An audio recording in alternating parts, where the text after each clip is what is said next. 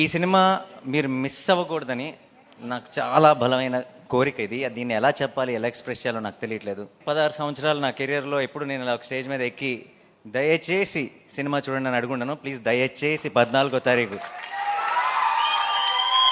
థియేటర్కి వెళ్ళండి. ఎందుకంటే ఇలాంటి ఒక మంచి సినిమా మీరు మిస్ అవ్వకూడదని, మాకేదో ఒక సక్సెస్ వచ్చేయాలని, లేదంటే మేమేదో చాలా సంపాదించేయాలని కాదు, మీరు ఇలాంటి నా తెలుగు ప్రేక్షకులు ఇలాంటి సినిమాని మిస్ అవ్వకూడదు అని మీ అందరినీ బతిమాలుతున్నాను. 14వ తారీఖు మీరు మిస్ అవ్వకండి. ఎందుకంటే మీరు మీ ఇంట్లో ఉన్న అందరినీ, మీ ఫ్యామిలీని, మీ ఫ్రెండ్స్ని అందరినీ తీసుకొని వెళ్ళండి.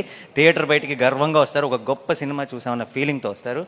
మీకు నమ్మకం రావడానికి నాకు ఏం చెప్పాలో శైలేష్ సారీ, ఒకవేళ 14వ తారీఖు కోర్టుకి వెళ్ళి నేను చెప్పిన దానికి మీకు ఎక్స్పెక్టేషన్ మ్యాచ్ అవ్వలేదు అనిపిస్తే ఇంకొక 2 నెలల్లో రిలీజ్ అవుతున్న నా హిట్ 3 ఎవరు చూడొద్దు, ఓకేనా? ఇంతకంటే బలంగా నేను చెప్పలేను. దీని మీద కంటే 10 రెట్లు ఎక్కువ ఖర్చు పెట్టాను అక్కడ డబ్బులు. బట్ చెప్తున్నా, 14వ తారీఖు you go to the theatre, you'll be very very happy. నేను సినిమా చూసినప్పుడు నాకు ఒక ఎక్స్పీరియన్స్ కలిగింది.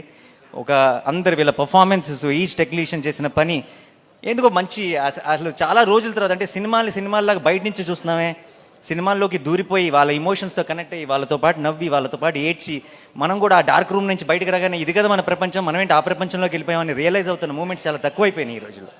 అలాంటి ఒక మూమెంట్ని నేను ఎక్స్పీరియన్స్ చేశాను. అది మీరందరూ